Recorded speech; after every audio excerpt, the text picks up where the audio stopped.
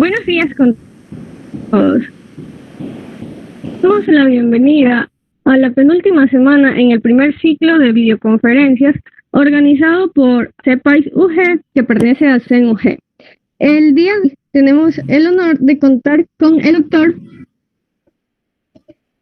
Rodrigo Mendoza, especialista en enfermedades tropicales e infectocontagiosas, máster sobre por el virus de inmunodeficiencia humana, magíster en epidemiología, miembro de la Sociedad Brasilera de Medicina Tropical y miembro de la Sociedad de Infectología del Guayas. El tema que abordará será diagnóstico y abordaje integral de pacientes a propósito de mordedura de serpientes y accidente ofídico. A continuación, el doctor. Muy buenos días con todos y con todas. Muchas gracias por la invitación. Realmente es un honor estar el día de hoy con ustedes de forma virtual.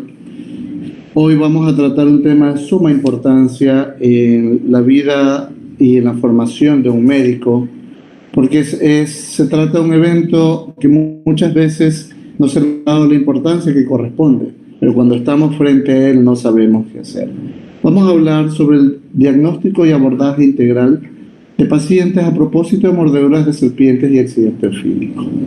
Bien, antes de empezar, el propósito de esta presentación, el objetivo, es fortalecer los conocimientos sobre el evento mordedura de serpientes y accidentes ofídicos, actualizar e instruir sobre los nuevos protocolos de diagnóstico clínico y de laboratorio sobre este mismo evento, así como orientar el uso de esquemas actualizados en relación al tratamiento integral del ofidismo y finalmente generar pautas de diagnóstico temprano respecto a las complicaciones asociadas a la aplicación del suero antiofídico. Dicho esto, debemos empezar primero con definir. Muchas veces el médico, obviamente, conoce dentro de su formación, ha escuchado del accidente ofídico, la mordedura de serpiente, pero en el argot popular se tejen y se tergiversan muchas situaciones. Entonces, debemos definir claramente qué es una mordedura de serpiente, qué es un accidente ofídico, qué es el ofidismo, qué es ¿se trata de una mordedura o una picadura de serpiente? ¿Qué es una serpiente, qué es una culebra y qué es una víbora? Y esto es muy importante porque cuando avancemos en el tema, vamos a ver que como parte del manejo integral, yo debo saber si estoy frente a una mordedura o estoy frente a un accidente ofídico. Entonces vamos a definir.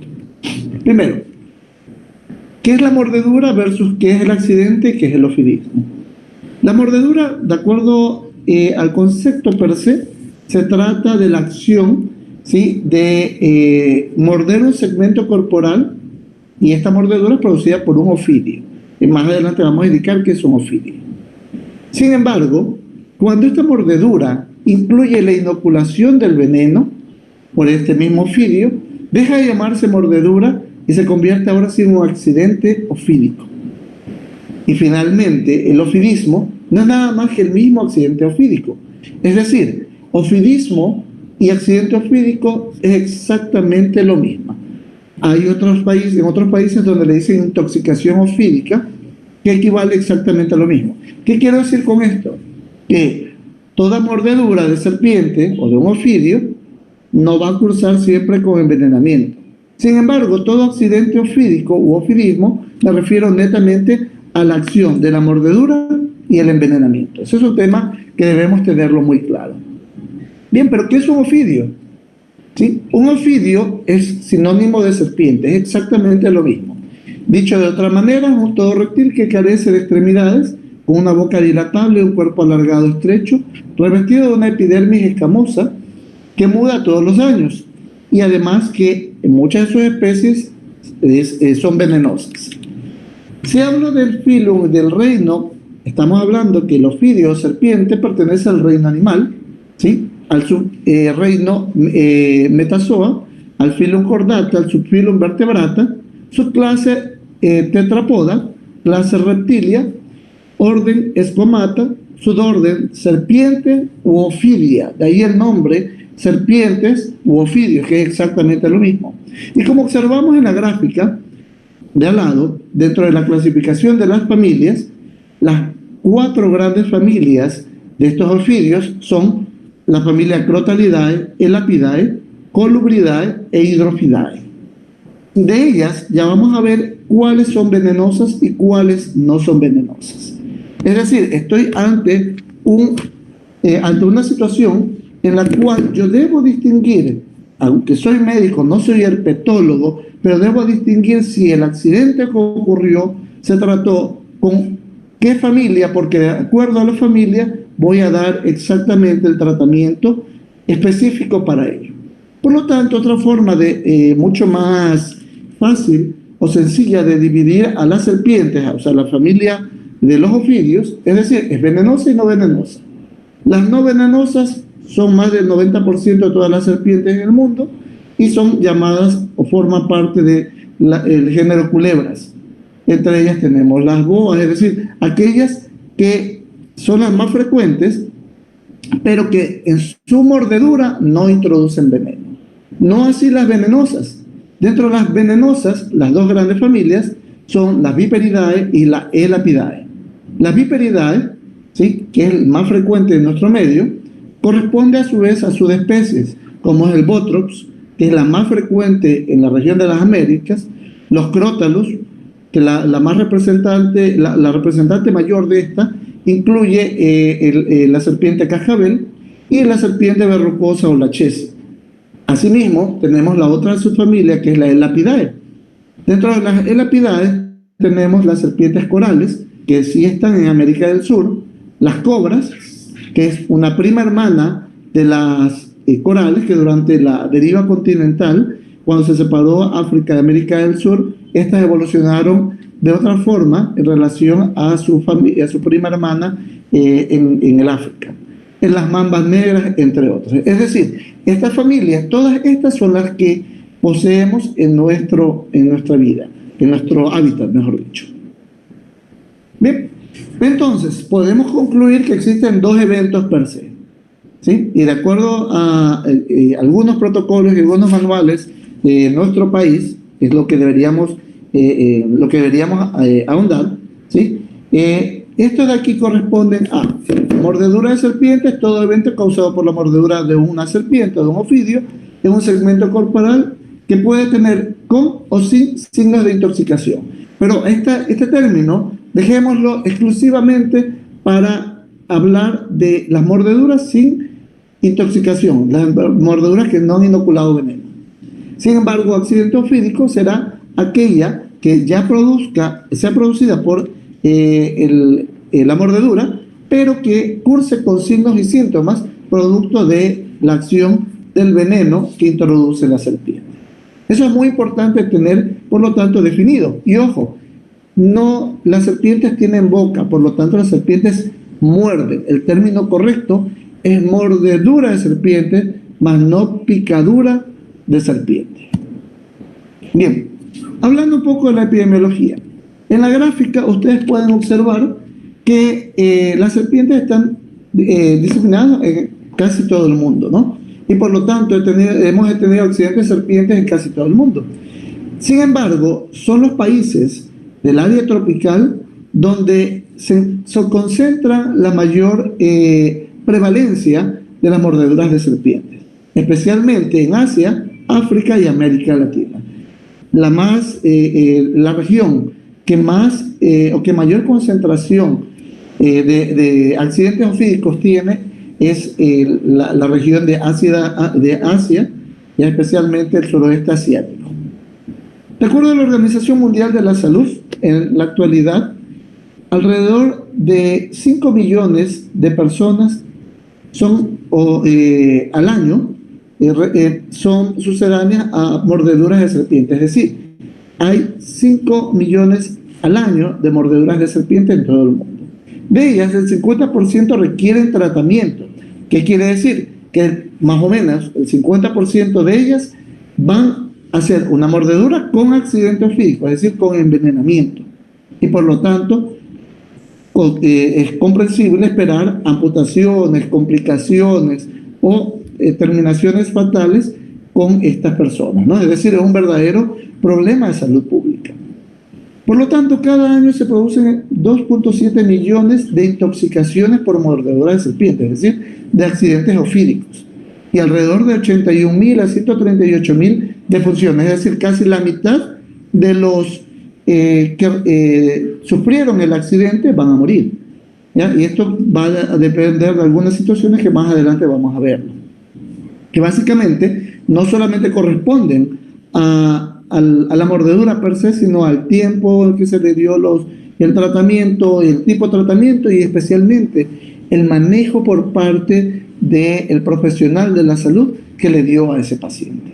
Asimismo, de estos 2.7 millones, alrededor de 400.000 van a quedar con secuelas graves como amputaciones u otros productos de este tipo de lesiones. Asimismo, existen otras complicaciones que no son per se a la mordedura de serpiente, al veneno de la serpiente, sino a la mordedura con la introducción de bacterias atípicas y que pueden producir infecciones sobreañadidas y asimismo tétanos y algunas otras infecciones que podrían causar la muerte del paciente o podrían causarle secuelas irreversibles. Pero ¿qué es lo que sucede en Ecuador? En Ecuador he traído aquí la casuística desde el año 2015 a 2016, donde hubieron alrededor de 1.845 a 1.171 mordeduras en los 2 años. En el 2017, dentro de los 3 primeros meses, esta fue bastante considerable, pues se registraron 435. Pero ¿dónde está esta casuística? Se concentraba, como ustedes ven en el mapa, principalmente en la región costera y en la región oriental. Las provincias con mayor prevalencia de mordeduras de serpiente fueron las de Manabí, Morona Santiago, Guayas y Los Ríos. Sin embargo, en lo que va del año, en lo que fue el año 2019, este número, que era alto, se elevó a 1.577 casos en el 2019. Sin embargo, la prevalencia se mantiene. Manabí a la cabeza, Morona Santiago, Esmeraldas y Orellana. Como ustedes ven, ¿por qué se da justamente en estos lugares? Porque obviamente este evento tiene que ver con a qué se dedican estas personas, es decir, con la ocupación. Usualmente son labores agrícolas, pero vamos a verlos más adelante. Asimismo, debemos saber cuál es la distribución de las serpientes en el mundo y en nuestro país. Como les dije hace un momento, habían 4 familias importantes, ¿sí?, en todo el mundo de serpientes, pero las que son de mayor importancia médica es la familia Viperidae y las Elapidae, porque dentro de las Viperidae incluyen los crótalos, como es el Botrops, conocido también en nuestro medio como serpiente X, las lachesis o serpientes verrucosas y las micrurus, que dentro de estas están, que corresponden a la familia Elapidae, están las serpientes corales, que son las más frecuentes en nuestro medio. Observen en la gráfica, en el mundo, todo el área tropical, subtropical, solamente en los polos no tenemos distribución de serpientes. También hay serpientes en el mar. Pero ¿qué sucede en el Ecuador? En el Ecuador el 90-95% de los casos corresponden a accidentes ofídicos producidos por el género Botrops o serpiente X. Y ustedes lo pueden ver en la gráfica que está en el segmento inferior. Observen que en color naranja está marcado los lugares donde se han hecho los estudios y han encontrado estas serpientes. Y en todo nuestro país, Botrops es el de mayor prevalencia, seguido de Lachesis con un 2% y un 1% correspondiente al Micurrus. ¿Sí? El Micurrus es más frecuente, y hablando de Micurrus es de serpiente coral, es más frecuente sobre todo en el norte de Manabí, en el norte de Esmeraldas y en el área amazónica. Pero existen otros factores que alteran la epidemiología de las serpientes. Como ustedes vimos, están distribuidas en todo el mundo, pero la serpiente no busca al hombre, el hombre busca a la serpiente. ¿Por qué? Porque el hombre ha dañado su hábitat. Observen en la gráfica donde está el bosque, donde usualmente está la serpiente, el hombre invade su hábitat y se encuentra con ella, o ella tiene que migrar, y es allí cuando ocurre de forma accidental el evento. Asimismo, el hombre no solamente invade, también deforesta y lesiona el ambiente, y por lo tanto este depredador natural, ¿sí?, que se alimenta específicamente de roedores y otros animales pequeños, tiene que migrar. Y otra situación que en la actualidad es que el hombre las está utilizando como animales de compañía, como mascotas. Observen en la gráfica en la parte superior. Esto es tomado de un portal donde venden una serpiente, ¿sí?, pitón, en España, ¿sí? Donde acá hay en otro portal donde ofrecen tarántulas y serpientes, ¿sí?, como animales de compañía. Y obviamente viven con ellos. Muchos de ellos incluso se cansan de estos animales y los eliminan, los dejan libres, ¿sí? Y esto obviamente va a alterar el nicho ecológico de la serpiente. Vamos a encontrar luego que no tengo casos o no debería tener mamba negra en Ecuador, pero a alguien se le ocurrió muchas veces, incluso a través de tráfico de animales, porque hay un mercado grande para esto, traer una mamba negra y tenerla como su mascota. Entonces todo esto incide en la actualidad en la epidemiología de la mordedura de serpiente. Pero si hablamos de mordedura, quiere decir que hay un veneno. ¿Qué es el veneno de serpiente? Cuando yo hablo de veneno, estoy hablando del tóxico, ¿no? Es una sustancia que se produce a través de las glándulas, de ciertas glándulas de estos animales, capaces de lesionar o interrumpir los procesos vitales y naturales del organismo. Es decir, esta sustancia es capaz de lesionar cualquier segmento corporal, y de hecho hasta se especializa, porque esta sustancia está conformada por una mezcla de enzimas, metaloproteínas y algunos otros componentes que vamos a ver más adelante, capaces de tener acción catalítica, es decir, deslizar el tejido y por lo tanto producir lesiones en ciertos tipos de tejidos. Como les digo, cada una tiene una acción diferente. Hay enzimas especializadas en lesión musculoesquelética, en lesión del fibrinógeno, de la fibrina, del aparato cardiovascular, renal, sistema nervioso central, etc. El 90% de esta sustancia corresponde a proteínas, y cada especie tiene componentes comunes pero diferentes entre sí. Es por eso que no es lo mismo el veneno de la mamba negra que el veneno de la serpiente X. Tiene un comportamiento distinto y por ende va a tener una presentación clínica diferente y su tratamiento va a ser completamente distinto. ¿Cuáles son los grupos de riesgo en el accidente oofídico? Bien, si hablo de edad, el grupo más afectado es el grupo entre 15 a 44 años. ¿Sí? Alrededor del 50% de todos los ataques o de todos los accidentes oofídicos corresponde a este grupo. ¿Por qué? Porque es justamente el grupo económicamente activo y es el grupo que, de acuerdo al lugar donde vaya a hacer su actividad ocupacional, es el más expuesto. Le siguen niños y adolescentes entre 5 y 14 años con el 22% y los demás el 28%. Obviamente este grupo tiene una mayor predilección, de acuerdo al sexo, en la relación hombre-mujer es de 3 a 1, es decir, tiene mayor predilección sobre hombres que sobre mujeres. Y esto se debe obviamente a la actividad, porque es justamente los hombres quienes tienen mayor actividad agrícola respecto a las mujeres. Es tanto así que si hablo del sitio, este evento se da principalmente en las zonas rurales, en una proporción de 7 a 1 en relación a la zona urbana, y está directamente ligado con la actividad. La actividad, el 28 al 30% de los casos se dan actividades de cultivo, actividades agrícolas, seguidos de otras actividades más, ¿sí?, que no tienen tanta trascendencia como es eso, ¿no? Respecto a la ocupación, por lo tanto, las labores agrícolas y ganaderas son las de mayor frecuencia, seguidas de trabajos mineros y pescadores, entre otras. La ocupación incluso de amas de casa se debe básicamente cuando encontramos lo que dije hace un momento, ¿no? Deforestación, la serpiente va a buscar siempre el lugar donde descansar. La hora es importante. La serpiente no busca al hombre. La serpiente se encuentra accidentalmente con el hombre. ¿Por qué? Porque su hábito es que es una serpiente, en la gran mayoría, de hábitos nocturnos. Ella caza en la noche, pero durante el día va a buscar un lugar donde resguardarse.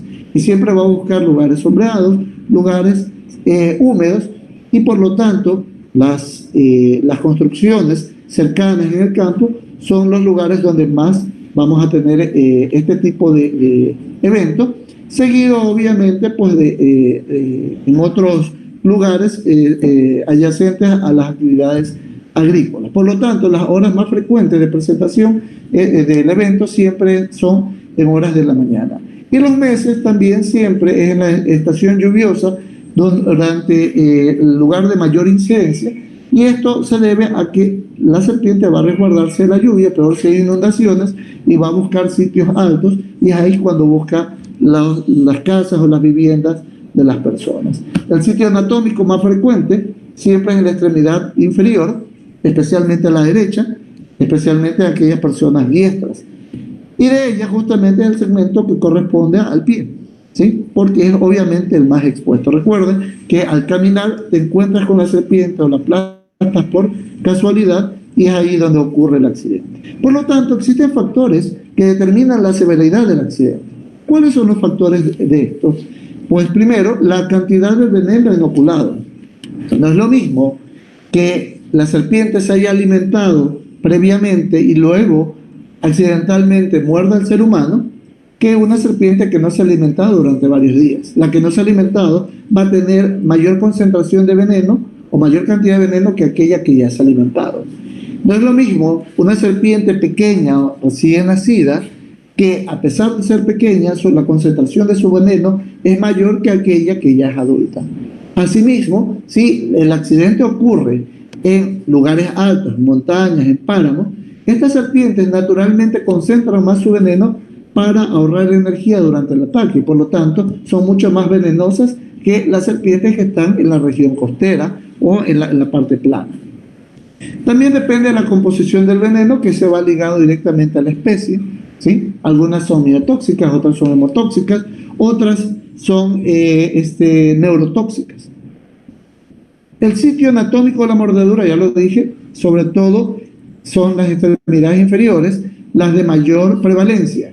Sin embargo, debemos saber una máxima: mientras más la mordedura se acerque a los órganos diana, especialmente cerebro y especialmente corazón, se considerará de mayor gravedad, ¿sí? Mientras más distante esté, será de menor gravedad al inicio, porque el veneno tiene que ser inoculado e introducirse a través de los vasos sanguíneos y linfáticos y ser distribuidos a través de nuestro sistema cardiovascular. También va a depender del peso, de la talla y volumen de distribución. No es lo mismo una mordedura en un niño, y aquí hago un adelanto: toda mordedura en un niño debe ser considerada como una mordedura, como un accidente físico grave, ¿sí? Distinto a una persona adulta.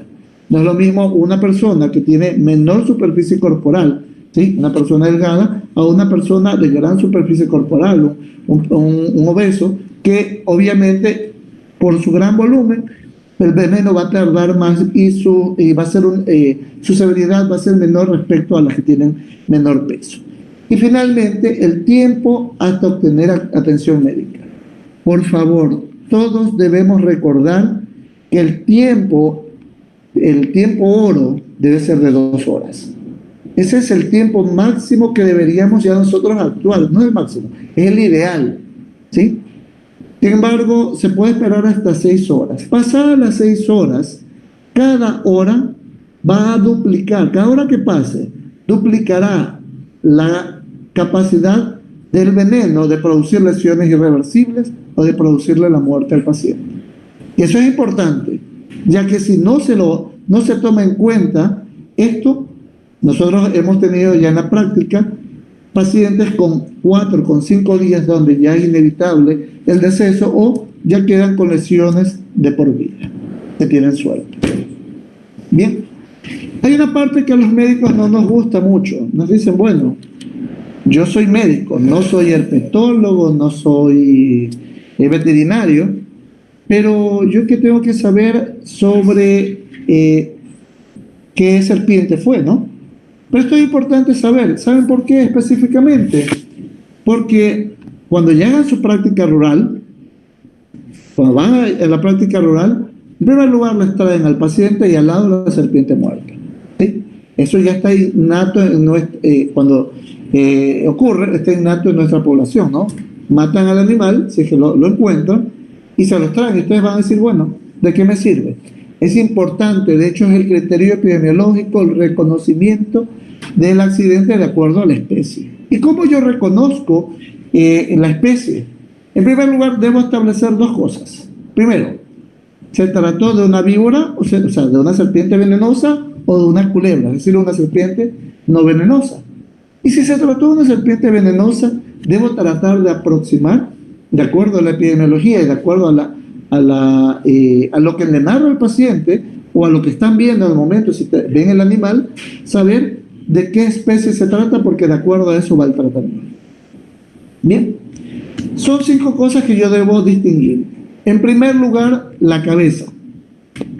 ¿Cómo yo distingo entre una culebra y una víbora? La cabeza de las culebras siempre son no triangulares, son ovoides o semiovoides, como ven en la gráfica. Sin embargo, cuando ustedes vean que la cabeza es triangular, piensen que se trata de una serpiente de tipo venenosa. Segundo, la pupila. La pupila de la serpiente, cuando es una pupila circular, redondeada, usualmente no es serpiente venenosa. Pero si la pupila es similar a la de un gato, es decir, es elíptica, se trata de una serpiente venenosa. Tercero, las escamas. Como ven en la gráfica, cuando las escamas son iguales en todo el cuerpo, es decir, son del mismo tamaño, ¿sí? Yo estoy pensando en una serpiente venenosa. Cuando las escamas, en cambio, son más grandes, tienen mayor diámetro en la cabeza y menos en el cuerpo, usualmente se trata de serpientes no venenosas. Asimismo, la cola. La cola deben distinguir si la cola es larga y delgada, es decir, como termina en la punta de un lápiz, esa es una serpiente no venenosa. Si en cambio la cola es corta y es gruesa, se trata de una serpiente venenosa. Y finalmente, deben distinguir algo llamado la foseta loreal. ¿Qué es la foseta loreal? Obsérvenla, por favor. No tengo cómo poderles señalar aquí, pero observen, por favor, en el lado derecho, en la gráfica de la serpiente o de esa víbora. La foseta loreal no es nada más que una fosa nasal. Y ustedes ven que es como un túnel que hay, ¿sí? Que termina obviamente en la nariz de la serpiente. Esta foseta loreal solo la tienen las serpientes venenosas. Las serpientes no venenosas solo tienen una fosa nasal corta, como la observan en la otra gráfica. Distinguido una vez que se trata de una serpiente venenosa, debo proceder también con la otra distinción. Debo saber si se trata de una serpiente, ¿de qué género es? En primer lugar, como toda regla tiene una excepción, la única excepción de las víboras respecto a su morfología son las serpientes del género Micurro, es decir, las corales. Las corales se parecen tal cual a una serpiente no venenosa y por lo tanto yo puedo confundirlas, ¿sí? Entonces, paso 1, debo buscar la foseta loreal, ¿sí? Si tiene foseta loreal, está ausente la foseta loreal, debo pensar que se trata de una no venenosa, o si veo ya colores, como colores negros, blancos y rojos, es decir, en ese orden, negro, blanco y rojo, yo pienso que se trata de una serpiente coral. Si no es esto, simplemente se trata de una culebra o una serpiente no venenosa. Si la foseta loreal está presente, debo irme ahora al cambio hacia la cola. Si la cola es una cola gruesa pero es lisa, no tiene ninguna verrugosidad, yo pienso que se trata de una serpiente del género Botrops. Si en cambio la cola es verrucosa, ¿sí?, pienso que se trata de una serpiente lachesis. Y peor aún, si la cola tiene un cascabel, se trata de un crótalo, que es la serpiente cascabel. Todas las que acabamos de hablar son víboras venenosas. Es decir, ¿cuáles serían entonces los accidentes ofídicos de importancia médica? ¿Sí? Y ya no los aburro un poco más con la parte de la herpetología, pero es necesario saberlo. Es decir, que los accidentes de mayor importancia desde el punto de vista médico son los accidentes botrópicos, lachésicos y elapídicos. A la derecha de cada uno tienen las representantes. La X, que es la botrópica, la más común, obsérvenla por favor, cabeza triangular como todas, observan pupilas elípticas, asimismo las escamas son pequeñas y son similares en todo el cuerpo. Las lachésicas, si ustedes observan la piel, tienen las escamas sobresalen, se llaman por eso también serpientes verrucosas. Y las elapídicas, la más frecuente en nuestro medio, son las serpientes corales. Y las serpientes corales siempre tienen estos anillos que siguen el orden que les acabo de decir. Negro, blanco, negro y además de eso rojo. ¿Sí? Y esa se trata de una serpiente coral. Bien, pero en esta charla vamos a tratar de definir sobre todo los accidentes del género botrópico, que es el 90% de los accidentes que podrían ocurrir. Bien, recuerden, ya vimos la clasificación hace un momento, no vamos a ahondar en ello. El género Botrops tiene alrededor, la subfamilia Botrops, tiene alrededor de 8 géneros y cada uno tiene en promedio entre 1 a 6 especies. La representante más hegemónica o la más frecuente de este género es la talla X o serpiente X, conocida en nuestro medio, también llamada Bothros asper o barba amarilla. En América del Sur, los accidentes ofídicos, ¿sí?, corresponden el 90% por Botrops, en Ecuador es el 95%, seguidos de lachesis, el 8% en América del Sur, en Ecuador es el 4%, y Micurrus en América del Sur es el 2%, en Ecuador es el 1%. Por lo tanto, es un problema en salud pública. ¿Qué es lo que le distingue al género Botrops sobre las otras? Es su veneno. El veneno botrópico es una sustancia glandular, una sustancia viscosa, amarillenta, de una gran complejidad química y que tiene una actividad proteolítica bastante intensa. Y esta actividad proteolítica da un efecto sobre la coagulación, sobre los músculos y sobre la función renal. Es decir, es nefrotóxico, es miotóxico y principalmente, escúchenme bien, es hemotóxico. Es decir, este paciente va a no coagular, es un paciente que tiene lesión de las células musculares que se van a analizar y va a también tener necrosis tubular. ¿Sí? Es decir, hematotóxico, miotóxico, nefrotóxico y necrotóxico. Está compuesto por un sinnúmero de sustancias, entre ellas muchas enzimas como son hemorraginas, miotoxinas, fosfolipasa 2, proteasas, escuchen bien, inhibidores de la enzima convertidora de angiotensina, es decir, que podría producir incluso, o va a producir, hipotensión solamente por este componente, calicreínas y metaloproteinasas, así como otros componentes no proteicos, ¿sí?, entre ellos metales, otros polipéptidos y demás. Es importante saber que como es hematomionefrotóxica, por lo tanto, ¿cuáles son las responsables de esta toxicidad? La acción enzimática principal está dada por la fosfolipasa 2, que todos sabemos forma parte del proceso inflamatorio y por lo tanto es la responsable del edema, ¿sí?, así como de la mionecrosis, que al inicio es local y luego sistémica, y también obviamente responsable del dolor. De otras proteínas tipo serinas, como las quininas, que tienen dos efectos: efecto hipotensor, ¿sí?, relaja la musculatura y por lo tanto de los vasos y por lo tanto produce hipotensión y son las responsables del shock, así como también estas con las bradicininas son las responsables del dolor. Hay otra serie más de proteínas, como las lecitinas tipo C, responsables de la disminución de las plaquetas, o sea, de una trombocitopenia, pero por acción de la agregación de ellas, es decir, produce agregación plaquetaria y por lo tanto se consumen las plaquetas, es decir, una plaquetopenia por consumo, y también puede producir un efecto de una coagulación intravascular diseminada. Metaloproteínas hemorrágicas que son las responsables de las hemorragias, así como de la formación de las plictemas y del dolor.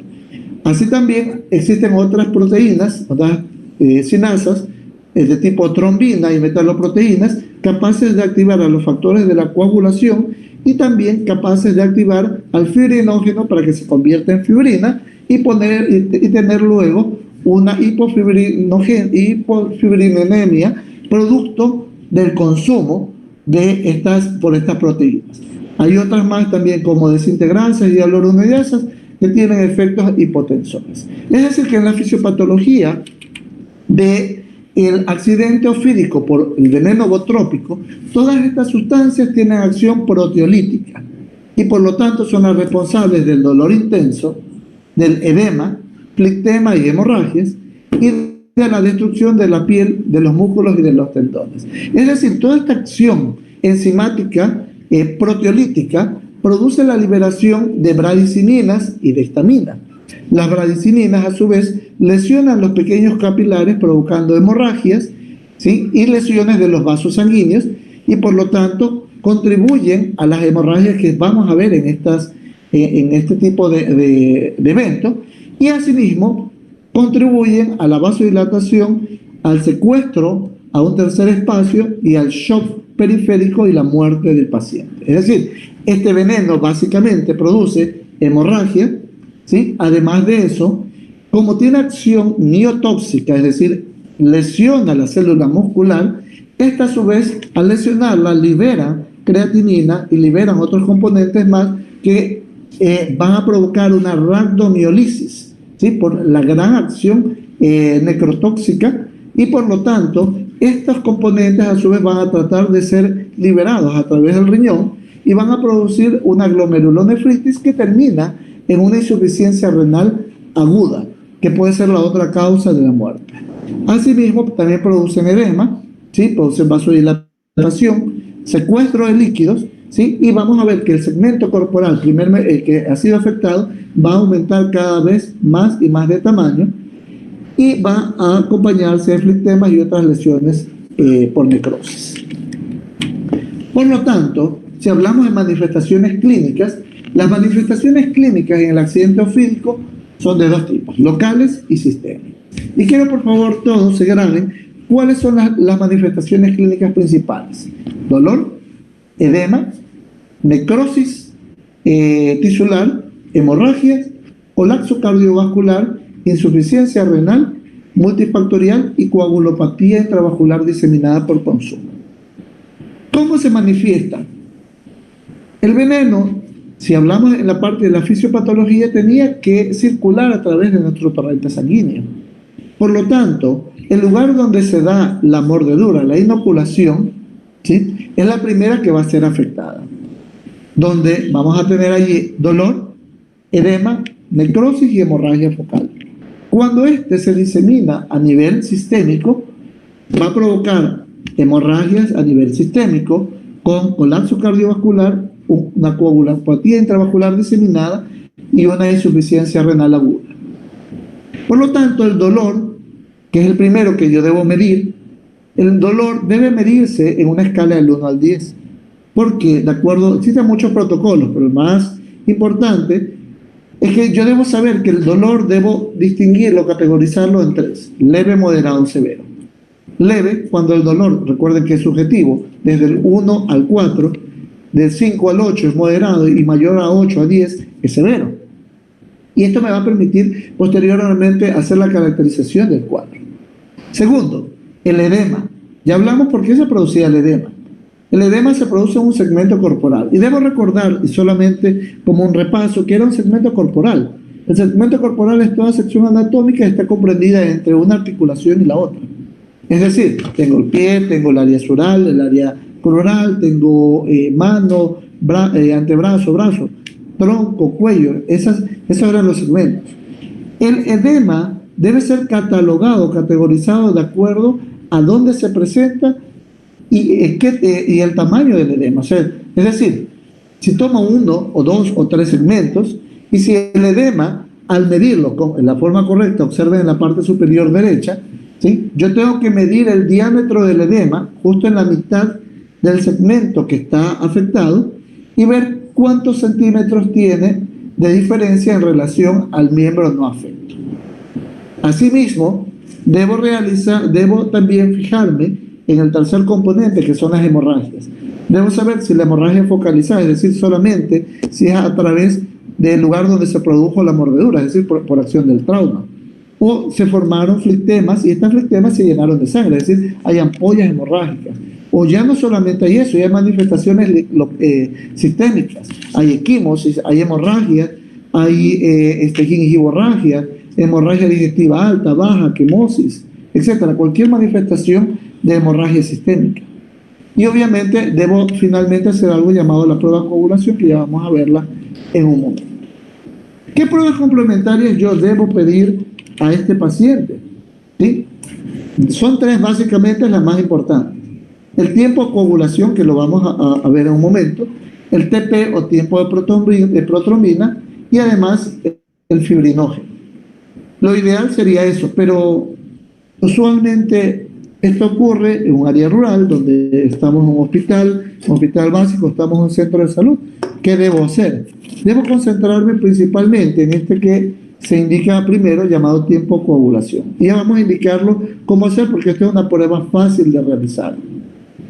Asimismo, debo tener otros parámetros paraclínicos importantes, ¿sí? Como es el dímero D, una biometría en busca de ver cómo están las plaquetas, la urea creatinina sérica, porque sabemos que en el seguimiento necesito saber si está haciendo insuficiencia renal, el CPK total, que me podría dar un diagnóstico precoz de rhabdomiólisis, ¿sí? Debo tener un citoquímica de orina, porque si veo que está un aumento de la densidad urinaria o esta colúrica, estoy pensando también en una rhabdomiólisis.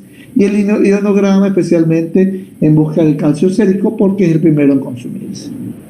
Pero a veces no tenemos todo eso. Yo, como les dije, el objetivo de la presentación es dar algo práctico que ustedes puedan utilizar y que les sirva como diagnóstico, como tratamiento. Entonces yo debo decir, bueno, en base a la clínica y esta prueba, que es una prueba de laboratorio, que la puedo hacer yo en el área de emergencia, porque estoy o en el centro de salud, estoy ante un paciente grave. Entonces, debo realizar una prueba llamada TP o PC también, es lo mismo, prueba de coagulación o tiempo de coagulación, tiene otros sinónimos, prueba de retracción del coágulo o la prueba del todo o nada. ¿En qué consiste esta prueba? Debo tomar 5 centímetros de sangre, colocarlos en un tubo que no tenga ninguna sustancia, un tubo seco, preferible un tubo tapa roja, de vidrio o de plástico, y si no lo tengo, simplemente lo dejo en la jeringa. Lo debo dejar de manera vertical, nunca lo voy a mecer, a dar la vuelta, simplemente lo extraigo y lo dejo de manera vertical. Espero 20 minutos. Normalmente, lo correcto de una persona normal es que la sangre en contacto con el plástico, con el vidrio, altera los factores de la coagulación. Y por lo tanto, en 20 minutos, yo obtenga un coágulo duro, un coágulo firme, robusto. Y lo que hago es darle la vuelta. ¿Sí? Si al dar la vuelta al tubo en 20 minutos y no cae el coágulo, se mantiene fijo, yo digo que se trata de una prueba negativa para intoxicación, negativa para envenenamiento. Por lo tanto, es decir, que cuando debo tenerlo en cuenta, ¿no? Porque a veces digo, es una prueba positiva. No, es una prueba negativa. ¿Negativa para qué? Para envenenamiento. ¿Sí? Es lo esperado, es lo normal, es una prueba normal. Sin embargo, si a los 20 minutos no coagula o hace un coágulo que es frágil, que a dar la vuelta el coágulo cae, entonces yo digo que es una prueba positiva. ¿Pero positiva para qué? Positiva para envenenamiento. Es decir, una prueba de coagulación positiva es igual a que tengo veneno inoculado de forma sistémica. Eso es muy importante tener en cuenta. Basado a esto, podemos nosotros pasar a una clasificación. Yo ya sé cuáles son las manifestaciones clínicas, sé cuáles son los principales, la principal prueba de laboratorio que puedo tener. Entonces, al igual que todo, como está de moda en medicina siempre tener un score, entonces también existen scores de envenenamiento. Hay muchos. He traído aquí dos. El del lado derecho es el que se aplica en nuestro país, que divide al envenenamiento en 3 grados: leve, moderado y grave, severo. Y hay otro score más que es el no envenenamiento.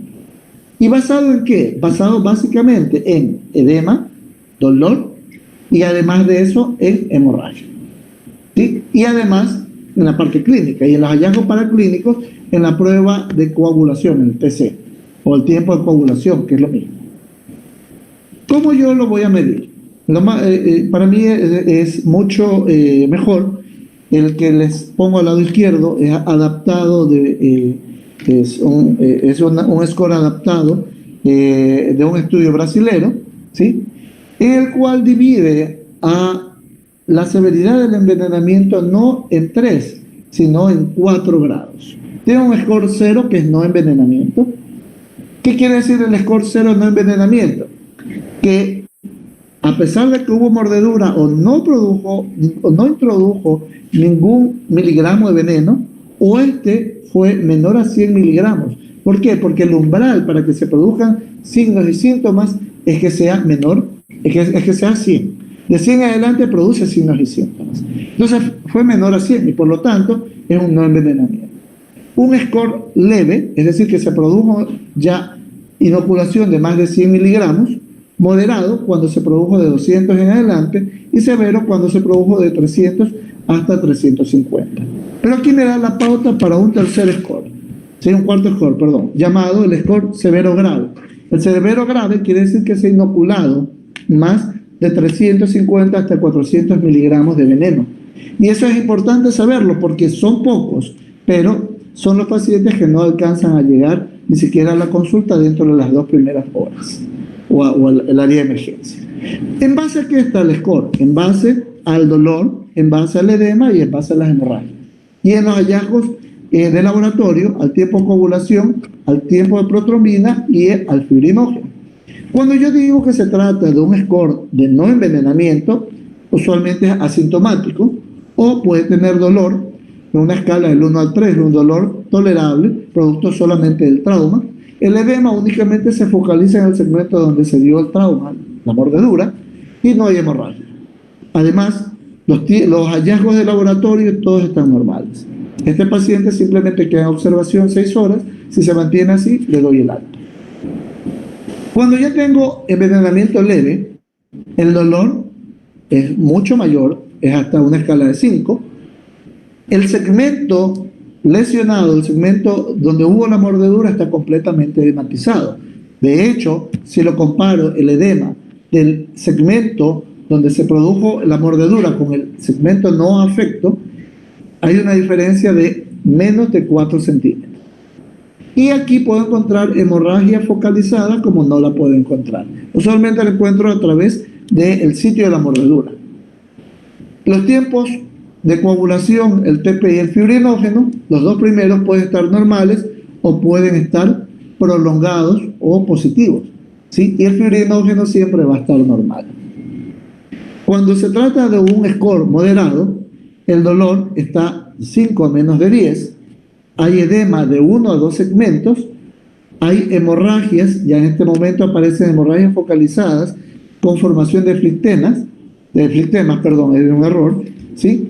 Y en los hallazgos laboratorios la prueba de coagulación, o el TC, está positiva, el tiempo de protrombina está alargado y el fibrinógeno ya empieza a disminuir, está todavía entre 100 a 200 miligramos.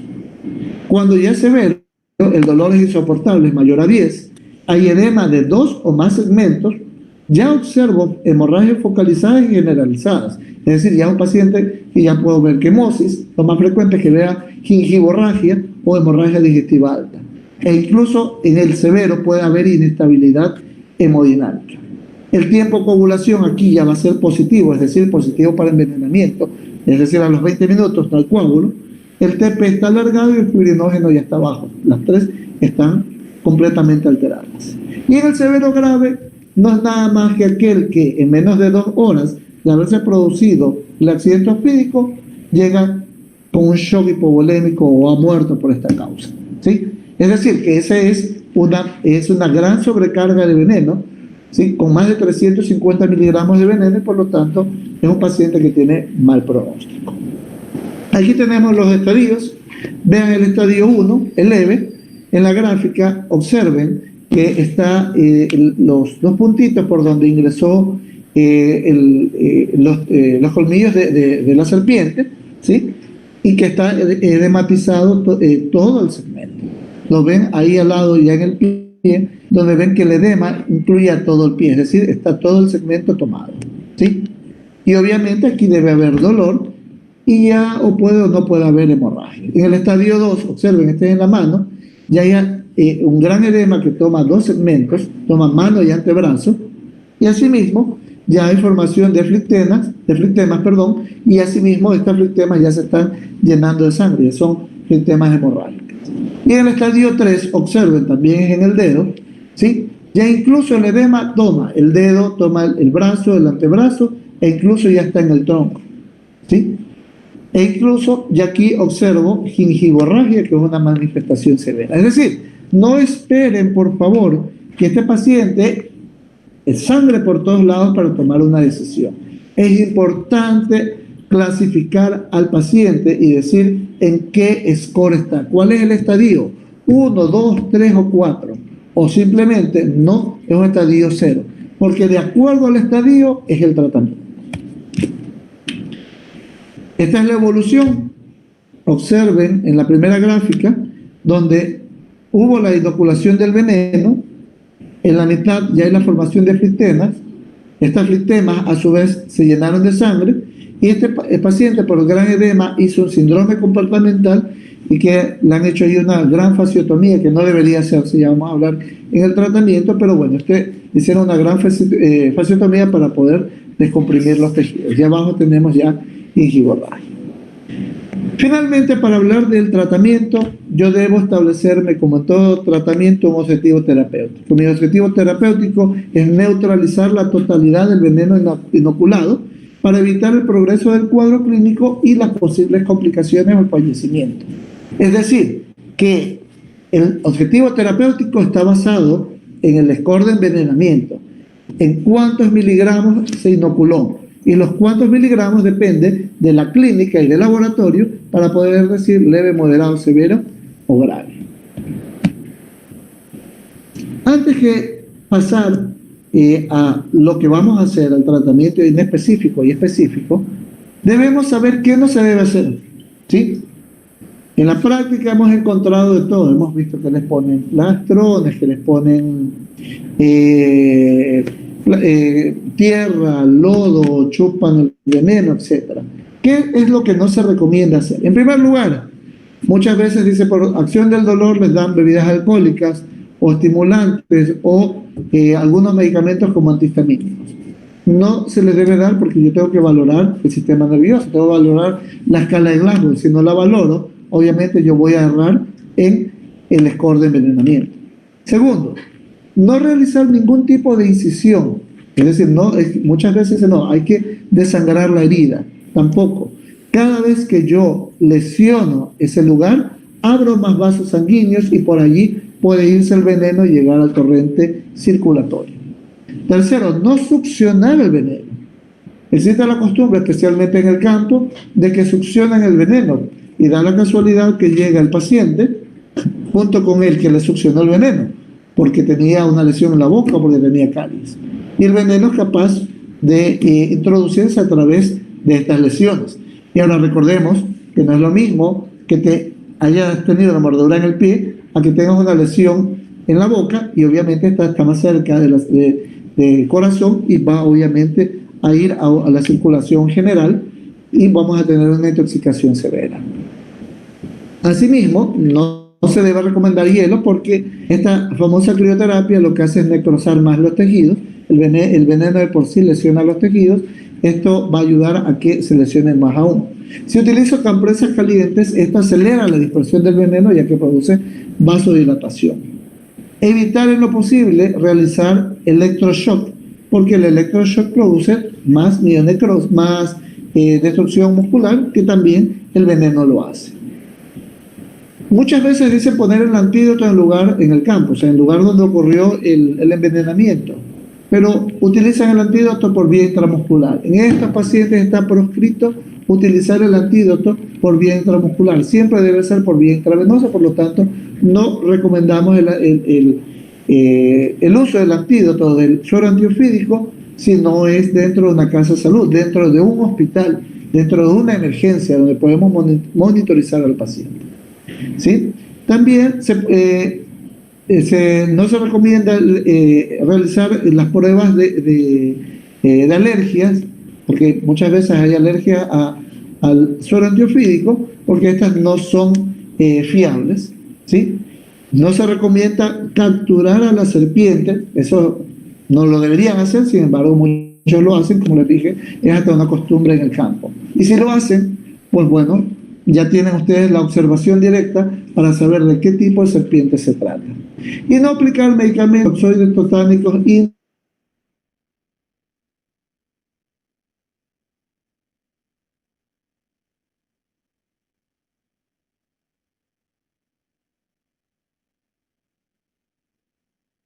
ya lo había hecho por acción del veneno.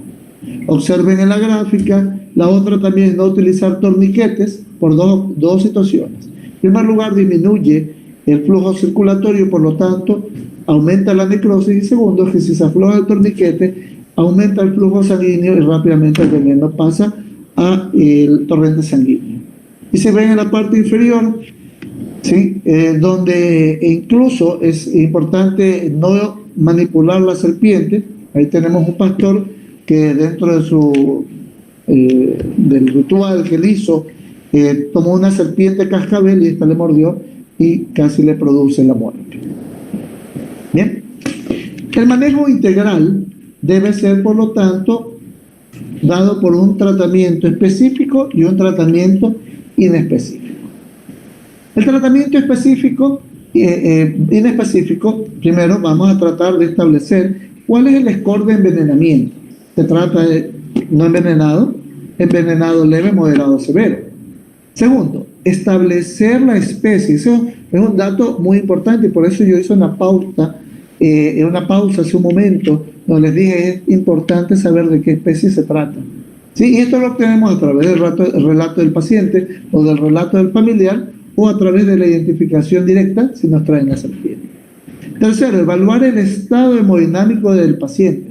A veces nos olvidamos, decimos no, hay que poner el suero antiofídico y nos olvidamos que está hipotenso, que está chocado o se está chocando. Además, evaluar la función respiratoria, es como cualquier otra patología.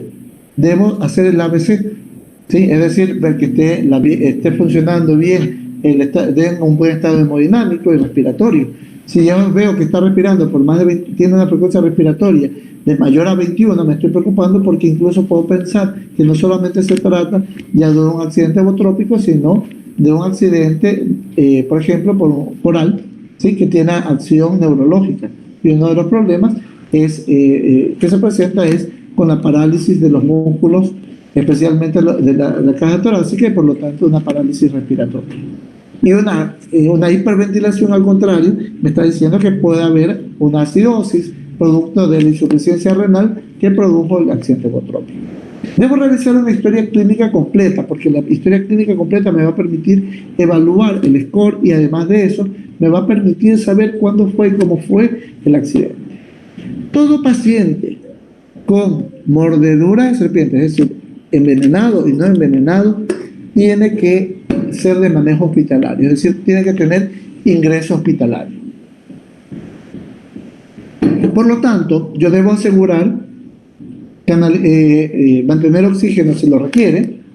Debo canalizar dos vías periféricas. Una vía para administrar el suero antiofídico y la otra vía para administrar los líquidos intravenosos o endovenosos. ¿Qué líquidos endovenosos voy a utilizar? Recuerden que es un paciente que probablemente se va a chocar. Debo utilizar cristaloides a razón de 20 a 30, si es necesario, mililitros por kilogramo de peso hora. Y obviamente debo evaluar la diuresis, porque la diuresis, manteniendo yo una diuresis correcta, aunque tenga una rhabdomiolisis, no voy a tener insuficiencia renal y le voy a permitir a este paciente sobrevivir. Debemos recordar que lo mínimo que debo tener es una diuresis horario de 1 ml por kilogramo de peso hora. Voy a administrar ranitidina, porque obviamente es un paciente que va a estar en estrés y que va a estar en un lecho hospitalario. Y uno de los grandes problemas es la aplicación de analgésicos, porque es un paciente que va a venir con dolor. De hecho, ya vimos que dentro de la escala del dolor puede tener un dolor muy intenso. Vamos a evitar siempre, está proscrito utilizar AINES. Lo que vamos a utilizar son analgésicos tipo paracetamol, ¿sí?, tanto en niños como en adultos, y si no, analgésicos de acción central, pero que no tengan acción antiinflamatoria, ¿sí?, como el tramadol, o incluso considerar, si el dolor es severo, considerar, de acuerdo al nivel de atención, la administración de opiáceos. Debemos también administrar antibióticos, ya vamos a indicar cuándo sí, cuándo no. La aplicación del toxoide tetánico es una situación manifiesta en todas. Debe darse una dosis de toxoide tetánico y finalmente solicitar el cuadro de pruebas de coagulación, el tipo de coagulación, de fibrinógeno y demás pruebas para clínicas.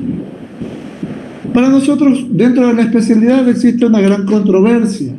¿Uso o no uso antibióticos en el accidente ofídico? ¿Y por qué? Les voy a decir la razón. Muchos estudios, les he traído un estudio realizado en Colombia, ¿sí?, donde dentro de este gran estudio observan que la cavidad oral de las serpientes, ¿sí?, tiene una flora bacteriana común, y en el momento en que hace la mordedura va a provocar una infección sobreañadida. Y se encontró que la flora bacteriana más frecuente está dada por gérmenes gram negativos, seguido de gérmenes gram positivos y especialmente anaerobios. Y de los gérmenes, los más frecuentes que se encontraron, está la Klebsiella pneumoniae, o sea, una enterobacteria, ¿sí?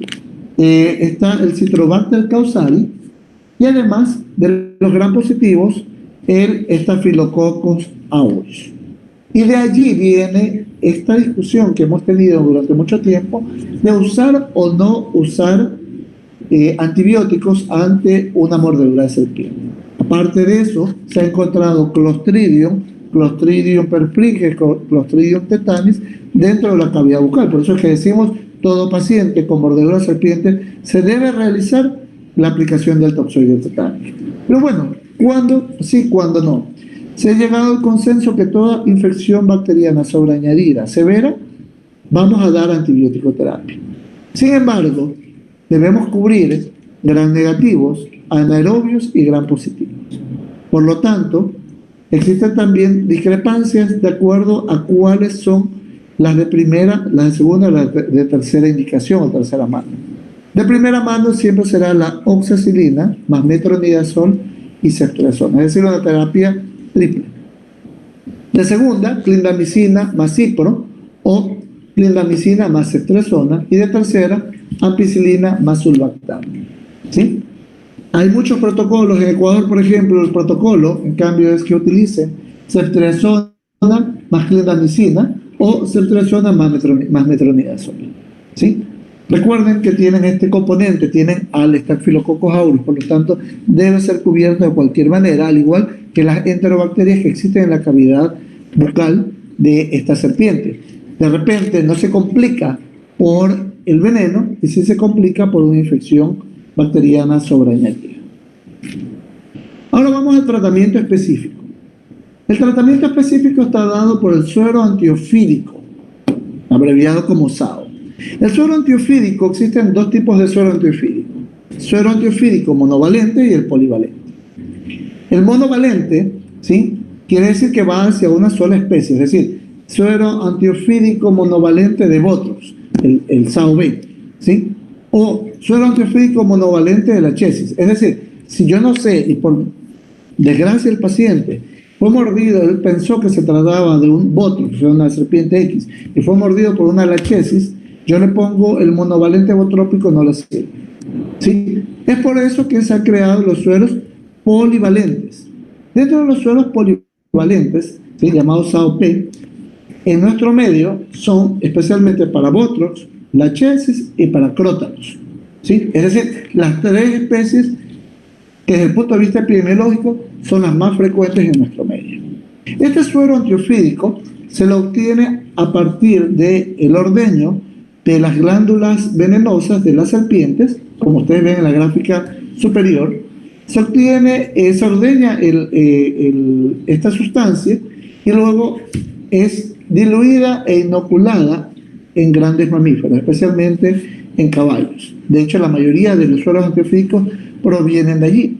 Estos a su vez crean anticuerpos y estos anticuerpos luego son extraídos, ¿sí?, de estos mamíferos sin sacrificar el animal y luego son puestos por técnicas de biología molecular, son amplificados y finalmente son procesados por la industria farmacéutica. Por lo tanto, estas proteínas que vamos a dar como antídoto, ¿sí?, son de origen animal y puede haber reacciones de tipo anafiláctica hacia estas proteínas, especialmente proteínas equinas. Entonces, el suero antiofídico vendrá siempre, la gran mayoría, presentaciones de frascos ampollas de 10 ml. Hay muchos en el mercado. El objetivo de mi presentación no es dar impulso a ninguna marca, pero debemos saber cuáles son los que existen, ¿sí? Entre ellos, debemos saber que el suero antiofídico, ¿sí?, polivalente, debe ser administrado de forma tal que neutralice el veneno. Es decir, si hay 100 miligramos de veneno en mi cuerpo, debo dar exactamente 100 miligramos de antídoto. Porque el suero antiofídico no es nada más que un antídoto, ¿sí? Todo veneno debe tener su antídoto. Por lo tanto, yo debo leer siempre el frasco donde me dice en los 10 ml cuánto va a neutralizar de veneno contra Botrox, contra lachesis o contra Crotalus. Un ejemplo de esto tenemos, por ejemplo, el suero que es el que utilizamos acá en Ecuador, ¿sí?, que es el suero del Instituto de Clodomiro Picado, ¿sí? Es un muy buen suero antiofídico que que neutraliza tanto veneno lachésico, botrópico y crotálico, ¿sí? El crotálico y el lachésico, cada frasco de 10 ml va a neutralizar 30 miligramos de este veneno y lachésico, si mal no recuerdo, son 20 miligramos por cada uno de ellos, ¿sí? ¿Cómo yo voy a implementar el manejo del suero antiofídico?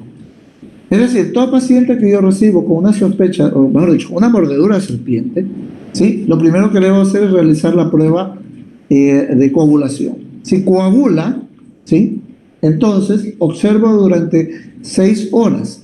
En 6 horas vuelvo a hacer una nueva prueba. Si esto más la clínica, es decir, no hay edema, no hay dolor, etc., yo en 6 horas le doy el alta y lo mando a casa con signos de alarma. Si al contrario, a las 6 horas observo que la prueba se vuelve una prueba positiva, ¿sí?, y que las manifestaciones clínicas se empiezan a expresar allí, yo inmediatamente lo trato como un envenenado, es decir, como uno que no coagula. Si no coagula, entonces yo voy a ver las manifestaciones locales y sistémicas. Y de acuerdo a ello lo voy a categorizar en grave, moderado o severo. Grave, moderado y severo, ya sé que grave son 300 miligramos de veneno que tiene en su torrente, moderado son 200 y leve son 100. Y de allí será la misma cantidad que voy a dar de suero antiofídico y a las 12 horas lo voy a volver a revalorar. En teoría, si yo he hecho una buena valoración y una buena administración del suero antiofídico, a las 12 horas debería estar en un score 0. O en su defecto, si estaba en grave, estar en moderado o en leve, o si estaba en moderado, estar en leve, y si estaba en leve, ya a las 12 horas debe estar completamente asintomático. Por lo tanto, a las 12 horas vuelvo a hacer una valoración con la prueba de coagulación. Si coagula a las 12 horas, podría dar el alta. De hecho, yo no recomiendo solamente a las 12 horas. Recomiendo que lo tengan en observación durante 24 horas, porque muchas veces tenemos envenenamiento retardado. Si en cambio, si no coagula, el problema fue nuestro, una falla nuestra durante el score. No hicimos una buena categorización del paciente, por lo tanto, este paciente sigue envenenado y tengo que volver a reajustar todo, volverlo en ese momento a evaluar, clasificarlo correctamente y dar el tratamiento que corresponde. Ese sería el score, el algoritmo de manejo. ¿Cómo voy a dar el suero antiofídico, ¿sí? Polivalente? Vean la gráfica, por favor. Todo veneno tiene su antídoto, la gran mayoría. Por lo tanto, si es un no envenenado, ya dije, 6 horas y se va a casa. A este nunca le administro suero antiofídico. Si tenemos un envenenamiento leve, quiere decir que tiene entre 100 a menos de 200 miligramos de veneno. Y por lo tanto, yo debo administrar la misma cantidad de antiveneno. Pero cada ampolla de 100 ml me va a neutralizar, en este caso de Botrox, 30 miligramos de veneno. Es decir, que no voy a poner 3 ampollas y media. Voy a poner 4 ampollas, que si es verdad me voy a pasar a los 120, pero no hay problema porque está dentro de la dosis permitida. De hecho, se recomienda dar, de acuerdo al score, dar 20 a 40% más del antiveneno respecto al veneno que supuestamente se ha inoculado. Y espero que por favor me comprendan. Es decir, no voy a dar 100 miligramos exactos. Voy a dar de antiveneno 120, 140, no hay problema. Es por ello que incluso para evitarnos esta situación, las guías recomiendan directamente aprendernos el número de frascos que voy a dar, ¿sí? En el score leve voy a dar 4 frascos, que son 120 miligramos. En el score moderado, son 200 lo que yo busco, mi objetivo terapéutico. Entonces voy a dar 8 frascos. Y en el grave voy a dar 300 miligramos, que son 12 frascos. Pero ¿qué sucede? ¿Hasta cuándo yo voy a dar? Se supone que a las 12 horas yo tengo que volver a evaluar.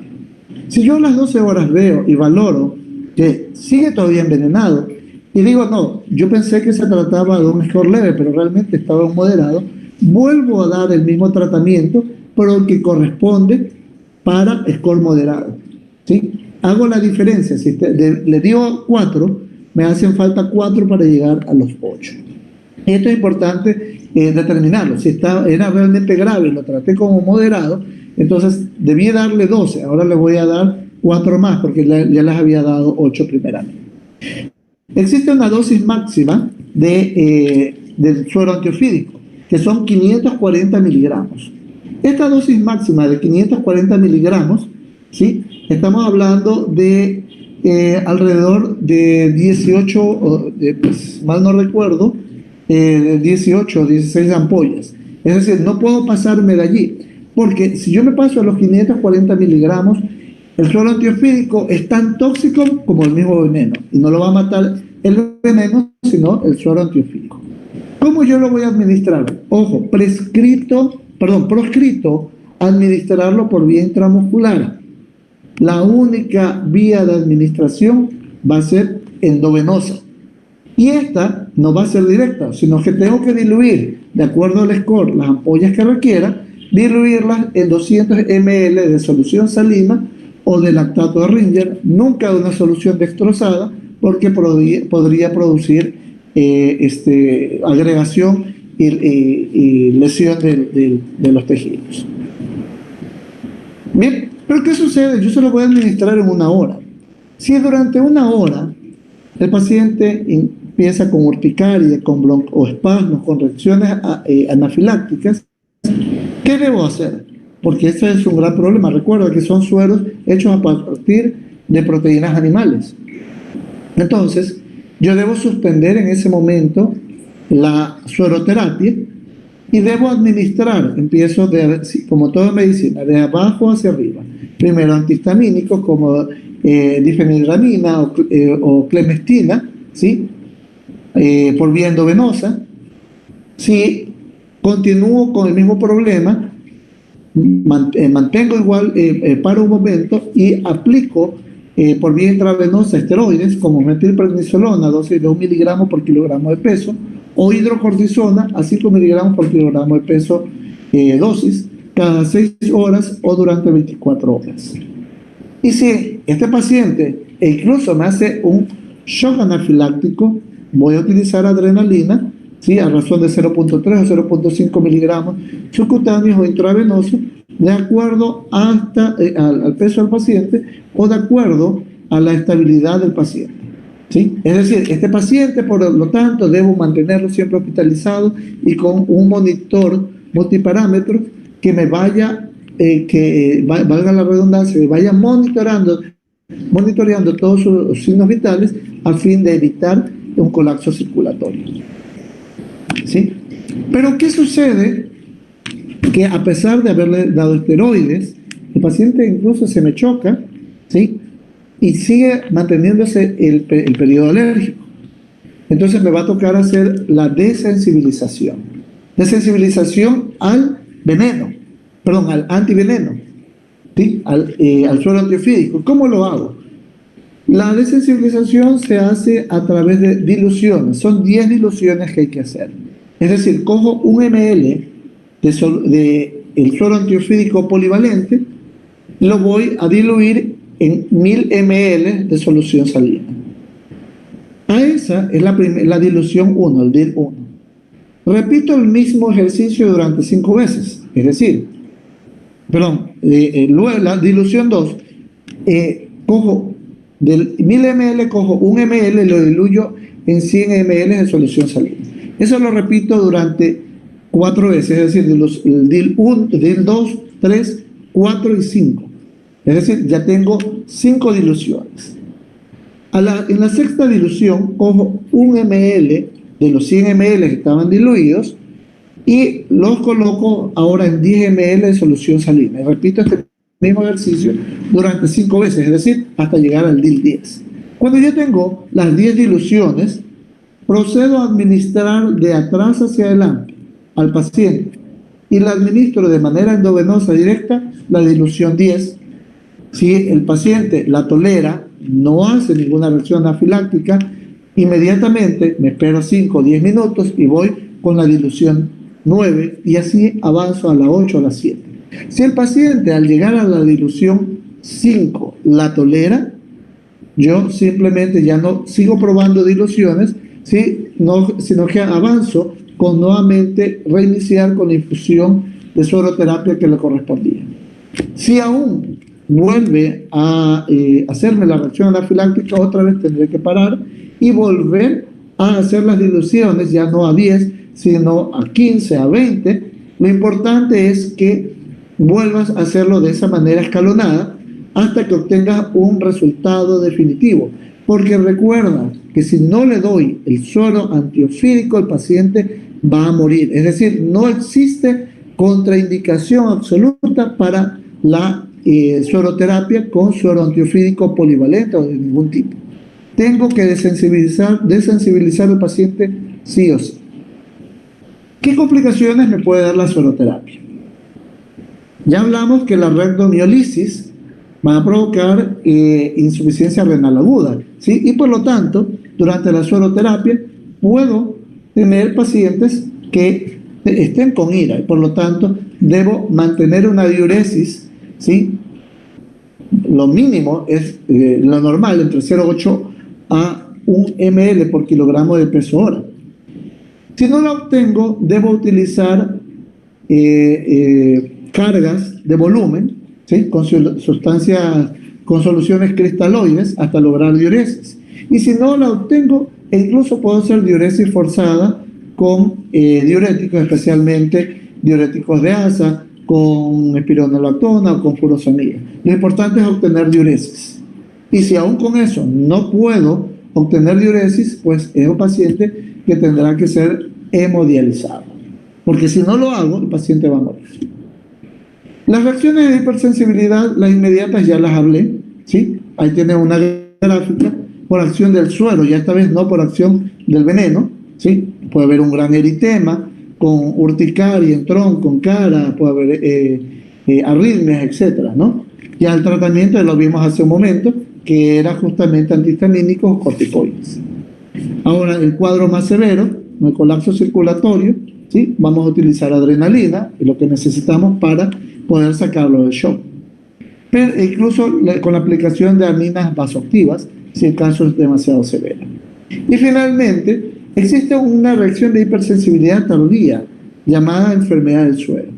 La hipersensibilidad tardía es una reacción anafiláctica tipo 3, alérgica tipo 3, donde hay depósitos de inmunocomplejos de complejos autoinmunes en los pequeños vasos sanguíneos que producen la activación del complemento y el proceso o la cascada inflamatoria. Se presenta una variabilidad de sintomatología clínica, siempre se da entre 5 a 14 días posterior a la administración del suero antiofídico, por eso se llama enfermedad del suero o enfermedad tardía. Y se caracteriza por malestar, por alza térmica, por las erupciones cutáneas, que son los más frecuentes, artralgias, linfadenopatías, así como también puede producir colapso multiorgánico y glomerulonefritis. El tratamiento netamente está basado en la administración de esteroides por vía intravenosa, la primera dosis con metilprednisolona, 1 miligramo por kilogramo de peso, seguida luego de mantenimiento ya con esteroides de tiempo medio, tipo dexametasona, ¿sí? Que podría, que luego o betametasona, que vamos a mantenerlo durante 5 a 7 días para disminuir prolongadamente o escalonadamente la dosis y evitar un síndrome de Cushing. Bien, esa sería mi charla, espero que les haya gustado. Sé que ha sido un poco larga, realmente es un tema bastante complejo, pero si tienen algún tipo de preguntas, pues estoy aquí para poderlas resolver. Muchísimas gracias. Sí, hola doctor. Tenemos algunas preguntas por parte de los participantes. Claro que sí. La primera pregunta va en relación con la serpiente coral. Dice, ¿cómo diferenciar de la coral falsa? Ok. La serpiente coral, ¿sí? Que es la Licurus. Aquí yo tenía una. Ok. La disposición de los anillos de la serpiente coral respecto a la serpiente coral falsa, la coral falsa tiene un anillo amarillo. La coral verdadera, los anillos son, en el orden que voy diciendo, blanco, negro y rojo. ¿Sí? Cuando ustedes vean que la franja roja está en medio de la negra o de la blanca, esa es una coral falsa. Más aún si tiene un anillo amarillo, también es una coral falsa. ¿Alguna otra pregunta? Sí, tenemos otra pregunta. Dice, ¿el umbral para que se desarrolle síntomas puede estar aumentado en personas que ya hayan tenido mordeduras en el pasado? No. El umbral depende, el umbral está dado netamente por la concentración del veneno inoculado. Todo veneno inoculado en nuestro torrente sanguíneo por encima de 100 va a dar sí o sí sintomatología, ¿sí? Aunque tenga un umbral del dolor alto, el edema y la hemorragia no va a parar, se va a dar. Listo, doctor, muchas gracias. Gracias. Bueno, doctor, hemos llegado al final. Muchas gracias por ayudarnos en este proyecto, siendo partícipe como expositor, y que tenga muy buena tarde. Muy amable, gracias a todos.